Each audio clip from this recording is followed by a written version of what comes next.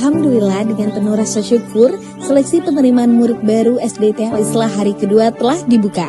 Dengan semangat dan antusias yang tinggi, kami siap menyambut para calon peserta didik baru beserta orang tua yang telah mempercayakan pendidikan putra-putrinya kepada sekolah kami.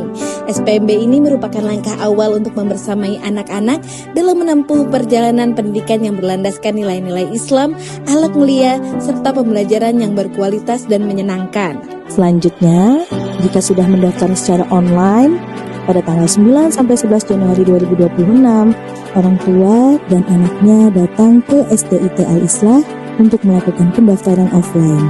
Pada pendaftaran offline ini, orang tua membawa berkas-berkas yang dibutuhkan seperti kartu keluarga, akte kelahiran, dan foto.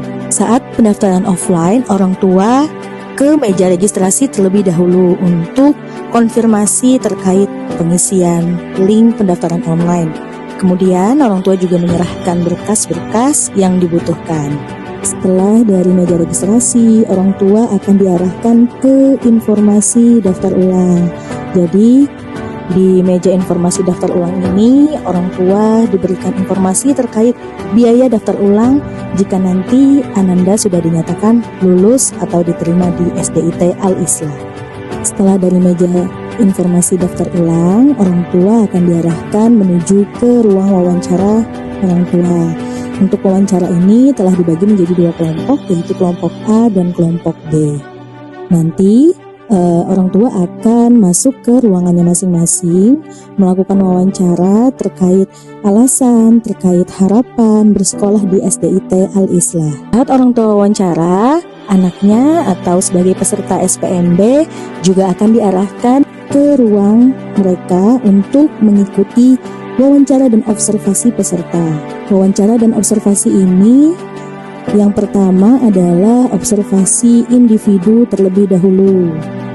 Nah, pada wawancara dan observasi individu ini, peserta SPMB akan diobservasi terkait motorik halus, motorik kasar, problem solving, dan juga kemandirian fungsionalnya. Nah, setelah dari wawancara dan observasi individu, peserta akan diarahkan menuju ke observasi sosial atau kelompok. Nah, di observasi sosial ini terdiri dari 2 sampai 4 anak. Pada observasi sosial ini akan diamati bagaimana cara mereka bekerja sama, bagaimana cara mereka berteman dan bertemu dengan orang-orang baru, dan lain-lain.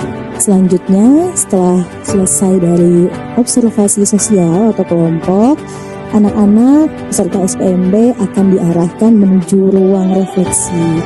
Pada ruang refleksi ini, seluruh peserta yang sudah terkumpul, mereka akan ditanya terkait bagaimana perasaan mereka setelah mengikuti rangkaian wawancara dan observasi.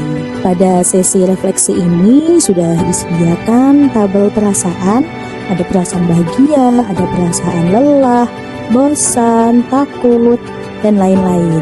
Jadi seluruh peserta SPMB yang sudah terkumpul akan ditanyakan bagaimana perasaan mereka, apakah mereka merasa bahagia, merasa senang, merasa takut, merasa lelah. Nanti mereka akan memilih sendiri sesuai dengan perasaan mereka masing-masing. Setelah itu mereka akan duduk melingkar, kemudian akan makan bersama.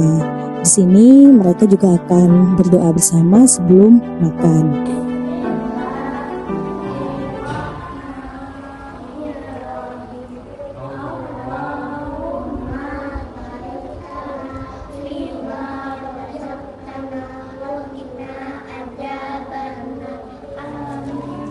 Harapannya dengan adanya kegiatan SPMB dengan segala rangkaian wawancara orang tua dan wawancara serta observasi peserta, sekolah dapat mengetahui gambaran yang secara utuh mengenai kesiapan calon peserta dan juga bagaimana dukungan orang tua.